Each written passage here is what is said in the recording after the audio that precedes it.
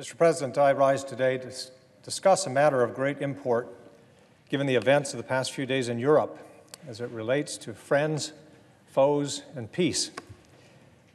Global peace is not a zero-sum game, and global alliances ought not to be the subject to whim, impulse, opaque machinations, or mercurial threats of cancellation over internal disagreements. The world relies on the United States for stable and reliable leadership, and we have in turn benefited greatly from the peace and stability for which we have been the chief guarantors. This is not a subject that is even debatable. Lately, the President of the United States has been characterizing our most vital relationships around the world in purely transactional terms, asserting that America has been taken advantage of. And he's gone so far as to suggest that when it comes to our relationship with our NATO partners, we get nothing for our troubles. Nothing for a stable and peaceful Europe? This is the danger in viewing these relationships as mere transactions, absent our shared values. Absent values, the world is nothing but a cruel and cold place of warring camps and territorial ambitions, and no durable alliances whatsoever. To view the world this way requires a frightening unawareness of the post-war security order that we ourselves created. And this posture of antagonism and suspicion toward our partners in peace can only be held when you blot out 70 of the most consequential years in the history of the world. Apart from our shared sacrifice and our shared security, what we have been through together over those 70 years cannot adequately be reflected on any ledger or list of petty grievances. And a seeming ignorance of the scale of that history is blundering and strange. The mindset that comprehends a trade deficit as a grievous offense or an unfair act of aggression is the same mindset that can upend vital security relationships that have been similarly misperceived. Sometimes, if I didn't know better, I might say that we are purposefully trying to destabilize the Western alliance and to turn the world upside down. I might come to this conclusion because by a process of elimination, no other answer would make any sense. Mr. President, if this is some kind of stratagem, what good could possibly be achieved by heedlessly making friends into enemies? And who exactly would benefit? What would this president replace the Western alliance with? There simply is no better order that could be achieved by this destabilization. Today I rise to pose a few questions, and I believe there is much writing on the answers to these questions. A couple of days ago, the President of the United States said that his upcoming meeting with the Russian President, Vladimir Putin, would likely be easier than his meeting with America's most important allies at the NATO summit. Why would a president, any president, say such a thing?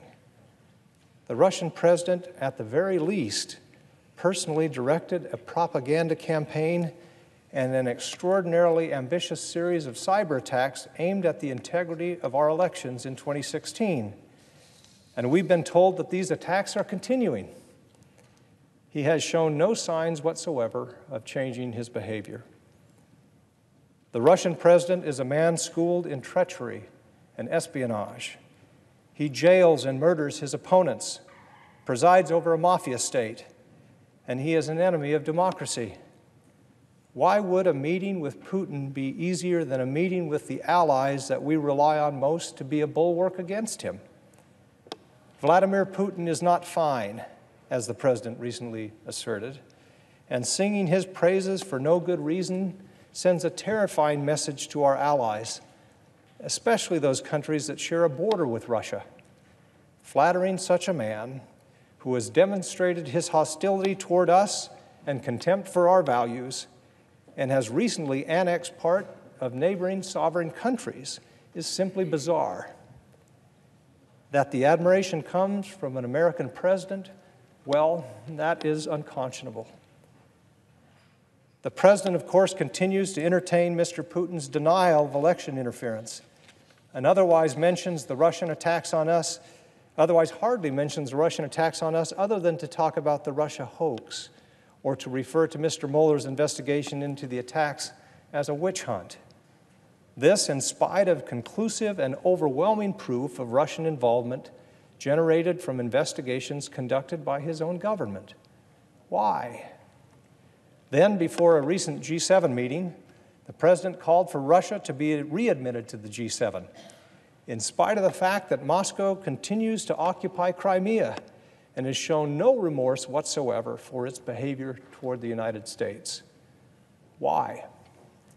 Then, yesterday in Brussels, the President offered a twisted interpretation of how NATO works and how it is financed in order to frame a grievance against our NATO allies, supposedly on behalf of the American taxpayer.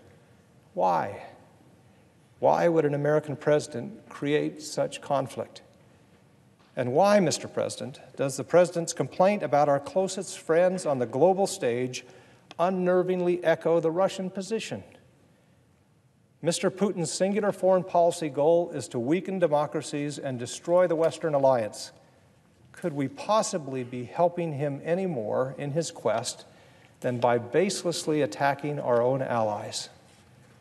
This antipathy and hostility toward our friends and allies is simply inexplicable. But it is not good enough for us to just say that. It is our job and obligation here in this body to try to end it, to reassure our allies that they are still our allies.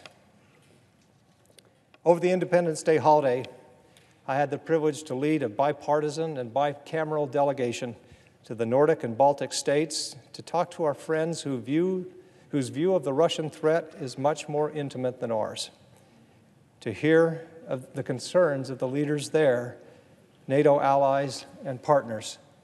We wanted to assess the threat for ourselves. In Latvia, where 40% of the population is ethnic Russian, the propaganda from Moscow is strong and unrelenting. The NATO alliance is weak. It won't last. The United States is an unreliable ally. These themes have lately become very familiar on this side of the Atlantic as well.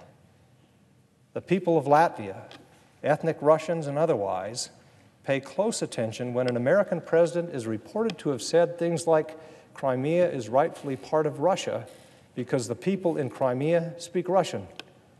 Well, there's a lot of Russian spoken in Latvia too.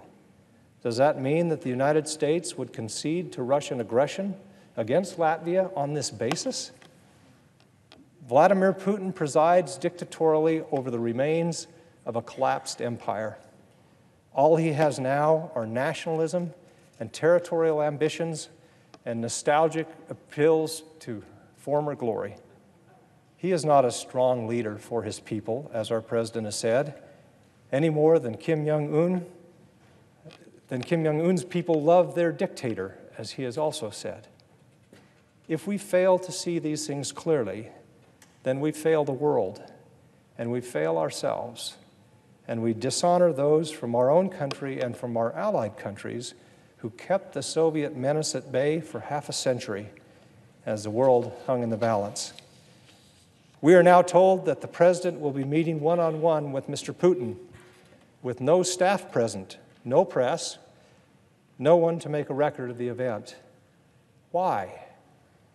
If the White House is as confused about the nature of the threat we face from Mr. Putin as it seems to be, a meeting between our president and his Russian counterpart for which there is no record could not be more concerning. It is vital that even the most private meetings between leaders not be lost to history, especially when once again the world seems to be hanging in the balance. Mr. President, NATO is one of the greatest and most visionary investments our nation has ever made. And anybody who says different is simply wrong. Any counter-narrative about NATO is willfully destructive and does real and lasting damage to us and the world. I joined my senior senator, John McCain, in the sentiments he expressed just weeks ago. To our allies, bipartisan majorities of both parties support our alliances based on 70 years of shared values. Americans stand with you. Now, I would be remiss if I did not here today remind my colleagues that the only time Article 5 of the NATO Charter has been invoked has been by the United States after the attacks of 9/11, 2001. Our allies accompanied us into battle to defend our country and our way of life, and they paid an eternal price for their commitment to our shared security. Of the more than 3,500 casualties sustained thus far in Afghanistan, roughly a third are the sons, the daughters, the husbands and wives of our NATO allies. In the spirit of NATO, Mr. President, those casualties are our casualties. We cherish them. We cherish them and their sacrifice as if they were our own, because they are our own. Let us honor them not just in memory, but in deed, in the way we conduct ourselves here, in this place, in our commitment to the values for which they died, in the clarity of our purpose, and ultimately in our basic ability to tell right from wrong, no matter the cost. I yield the floor.